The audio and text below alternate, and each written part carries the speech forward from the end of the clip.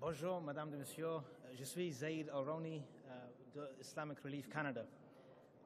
I'm here today on behalf of the Humanitarian Coalition, which is a coalition of some of the largest member agencies working on the ground in both Myanmar and Bangladesh in Cox's Bazar. That includes Oxfam Quebec, Oxfam Canada, Plan International, Save the Children, World Lutheran Relief, and Islamic Relief. And I've just returned from Cox's Bazar and from Sittwe in Myanmar. The conditions are horrific.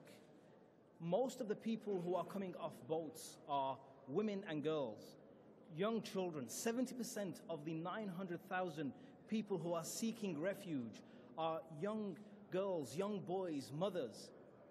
And these people are now being helped because Canadians are being encouraged by our government to engage with this crisis and to do everything they can to support people who have nowhere else to turn.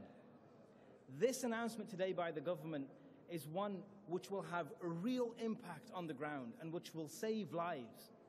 In the time I was there, one of the things that struck me in Cox's Bazar was you suddenly had a town the size of Ottawa, nearly over 1 million people just suddenly converging, under 1 million people, suddenly converging on a place.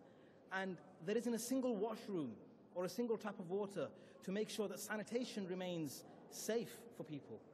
So without quick action, without this intervention from the Canadian government and globally from leaders and humanitarians all across the world, the next news story, which will be on our news cycle, will be about the number of children who are dead because of a cholera outbreak. The Humanitarian Coalition members are on the ground right now. They're saving lives. They're being supported by this government and by this very important announcement to engage Canadians, to reach out to Canadians and say, your $1 will now double its impact. What you did with $1 yesterday, you will now double today.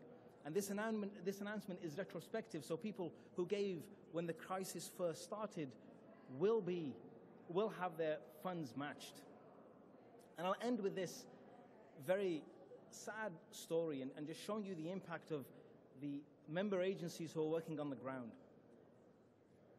I was on the Naf River, just across from Myanmar on the Bangladeshi side, and families were coming off the boats. They were coming off the boats one after the other, and I saw one particular family, about 15, 16 people, all in tears. They were all crying, literally, visibly sobbing. And when we asked them what had happened, they said they just realized at that point they'd been running for 14 days, and they just realized at that point that the people, extended family members, they thought were just behind them, actually never made it across. They actually lost their lives trying to reach safety. And so these people who have made it to safety are being helped. These people who have made it to safety, the impact of what you contribute as Canadians can really go double, can go further. So I reach out to all of you and say, this is a great initiative that our government has taken. We should really respond. And as the famous saying goes, the world needs more Canada.